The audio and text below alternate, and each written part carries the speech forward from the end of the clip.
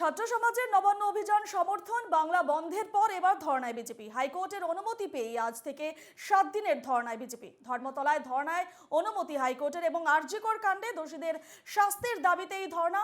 সকাল 10টা থেকে রাত্রি 9টা পর্যন্ত ধর্নায় বসার অনুমতি দিয়েছে হাইকোর্টে। হাইকোর্টের অনুমতি পেয়ে আজ থেকে ধর্নায় বিজেপি। ছাত্র সমাজের নবান্ন অভিযান সমর্থন বাংলা বন্ধের পর এবার ধর্নায় বিজেপি। হাইকোর্টের অনুমতি পেয়ে আজ 7 দিনের ধর্নায় বিজেপি। ধর্মতলায় ধর্নায় অনুমতি হাইকোর্টের এবং আরজিকর কাণ্ডে দোষীদের শাস্তির দাবিতে এই ধর্না। সকাল 10টা থেকে রাত্রি 9টা পর্যন্ত ধর্নায় বসার অনুমতি দিয়েছে হাইকোর্ট। গতকাল রাতে ধর্মতলায় যান বিজেপির শীর্ষ নেতারা। রাতে ধর্ণা মঞ্চ তৈরিতে পুলিশি বাধার অভিযোগ ওঠে এবং নবান্ন অভিযান সমর্থন বাংলা বন্ধের পর এবার ধর্নায় বিজেপি। সকালে ফের শুরু হলো মঞ্চ তৈরির কাজ। ছাত্র সমাজের নবান্ন অভিযান সমর্থন এবং বাংলা বন্ধের পর এবার ধর্নায় বিজেপি। হাইকোর্টের অনুমতি পেয়ে বিজেপির এই ধর্না। 7 দিনের ধর্নায় বিজেপি। ধর্মতলায় ধর্নায় অনুমতি হাইকোর্টের। এ নিয়ে আমরা বিস্তারিত জানবো। সরাসরি রয়েছেন আমাদের প্রতিনিধি দীপঙ্কর মণ্ডল। দীপঙ্কর, হাইকোর্টের অনুমতি পেয়ে আজ থেকে 7 দিনের ধর্নায় বিজেপি এবং ধর্মতলায় ধর্নায় অনুমতি দিয়েছে হাইকোর্ট। আমরা দেখেছি যে রাতে বিজেপির শীর্ষ নেতারা সেখানে যান এবং ধর্না মঞ্চ তৈরিতে পুলিশি বাধার অভিযোগ ওঠে এবং আজ থেকে ধর্নায় ফের আবার বসছে বিজেপি। ঠিক এই মুহূর্তের ছবিটা কি?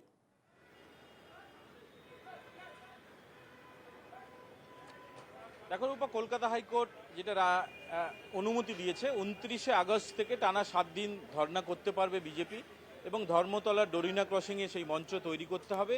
20 ফুট বাই 30 ফুট এই সাইজের মধ্যে মঞ্চ রাখতে হবে। 1000 জন সমর্থক থাকতে পারবেন। এই শর্তে সকাল 10টা থেকে রাত্রি 9টা পর্যন্ত টানা 7 দিন ধর্নায় বসতে পারবে বিজেপি। আর তুমি জানো যে গত 9ই আগস্ট যে জঘন্যতম কাণ্ড হয়েছিল আরজিকরে, সেই আরজিকর কাণ্ডের পরে টানা 20 দিন ধরে ভারতীয় জনতা পার্টি তারা রাস্তায় আছে। ইতিমধ্যে তারা প্রতিবাদ মিছিল করেছে, ইতিমধ্যে শ্যামবাজারে ধর্না করেছে, ইতিমধ্যে গতকাল 12 ঘন্টার বন্ধ ডেকেছিল বিজেপি। তার আগে অরাজনৈতিক ছাত্র সংগঠন পশ্চিমবঙ্গ ছাত্র সমাজের ব্যানারে নবান্ন চলো হয়েছে। নবান্ন চলোয় পুলিশি নির্যাতনের প্রতিবাদে এবং আরজিকর কাণ্ডের নিন্দায় গতকাল 12 ঘন্টার বন্ধ হয়েছিল এবং আজ সকাল থেকে মঞ্চ তৈরি শুরু হয়েছে। গতকাল রাতে পুলিশ বাধা দিয়েছিল বলে অভিযোগ।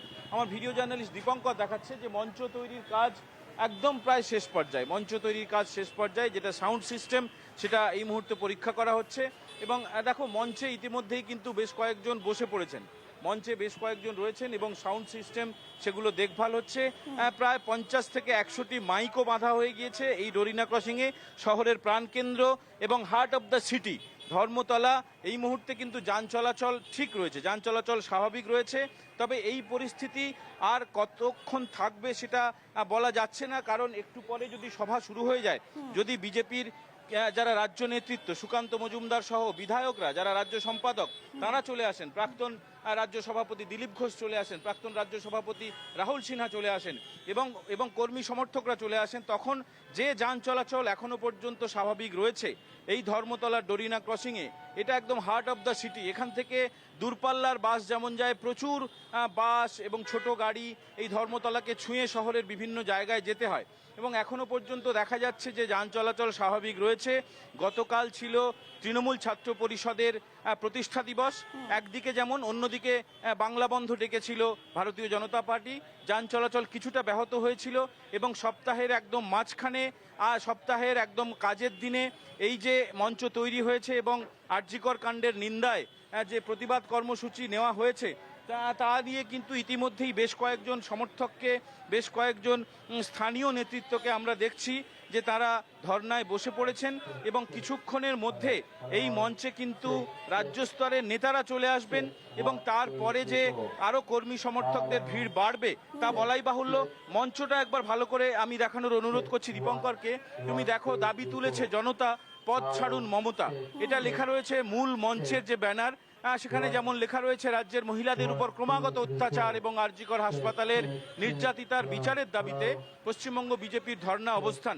এই যে ধর্ণা অবস্থান সেটা কিন্তু কলকাতা পুলিশ অনুমতি দেয়নি, কলকাতা হাইকোর্ট অনুমতি দিয়েছে। কলকাতা হাইকোর্টে গিয়েছিলেন বিজেপির যারা নেতা, বিজেপির তরফে আবেদন করা হয় যে যেমনভাবে শ্যামবাজারে তারা শান্তিপূর্ণভাবে ধর্ণা অবস্থানে বসেছিলেন, ঠিক সেভাবেই তারা ধর্মতলায় 7 দিন তারা ধর্নায় বসতে চান কলকাতা হাইকোর্ট কয়েকটি শর্ত দিয়েছে, সেই শর্ত মেনে মঞ্চের আয়তন হবে 20 ফুট বাই 30 ফুট, যেটা মানা হয়েছে, এবং অবশ্যই 1000 জন সমর্থক থাকবেন এবং সকাল 10টা থেকে শুরু হয়ে ধর্না চলবে সকাল 9টা পর্যন্ত।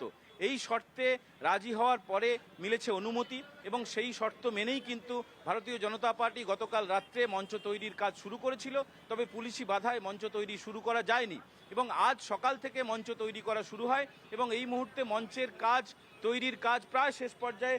কয়েকজন সমর্থক রয়েছেন, কয়েকজন যারা ধর্নায় ইতিমধ্যে বসে পড়েছেন, তাদের সঙ্গে আমরা কথা বলার চেষ্টা করব যে আচ্ছা, আপনারা দেখলাম যে কলকাতা হাইকোর্টের অনুমতি নিয়ে বসতে হলো, কেন? আপনারা কি কলকাতা পুলিশের অনুমতি পাননি?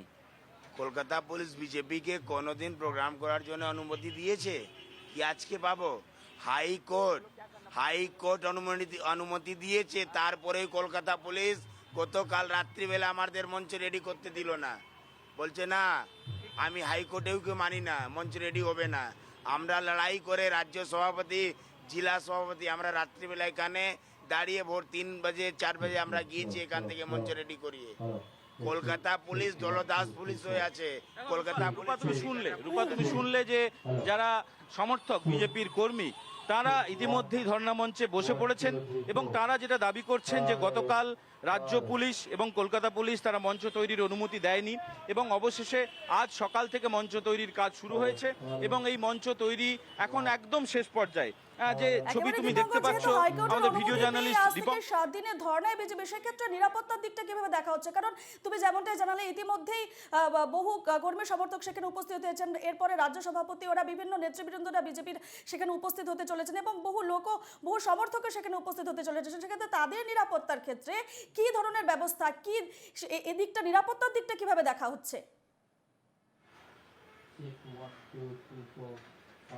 দেখো, মঞ্চের সামনে গার্ড রেল দেওয়া রয়েছে। আমি দীপঙ্করকে অনুরোধ করব ছবিটি দেখানোর। মঞ্চ যেখানে, তার কয়েক ফুট দূর থেকে গার্ড রেল দিয়েছে কলকাতা পুলিশ এবং যাতে করে যান চলাচলে অসুবিধে না হয় সে কারণেই এই গার্ড রেল দেওয়া হয়েছে।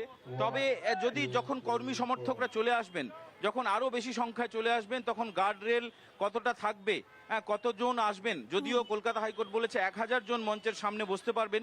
তবে এই যে সামনের যে রাস্তা, এই ধর্মতলার একদম শহরের প্রাণকেন্দ্র চৌরঙ্গি রোড, একদিকে এস এন ব্যানার্জি রোড, একদিকে জওহরলাল নেহেরু রোড এবং একাধিক রাস্তার যে মিলিত যে জায়গা, মিলনস্থল, সেটা হচ্ছে ধর্মতলার একদম এই ডোরিনা ক্রসিং।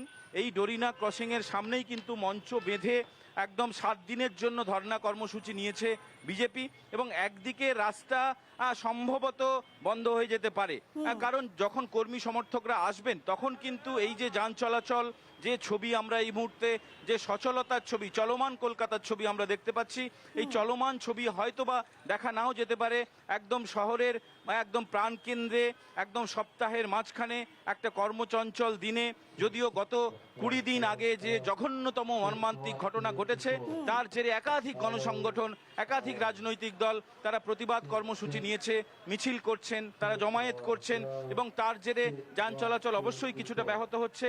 তবে তাদের যেটা বক্তব্য যে বৃহত্তর স্বার্থের জন্য এই ক্ষুদ্র স্বার্থ কিছুটা হলেও তারা করতে পারেন, তারা যাতে মেনে নেন সাধারণ মানুষের। নজর থাকবে। আপাতত তোমাকে ধন্যবাদ জানাচ্ছি।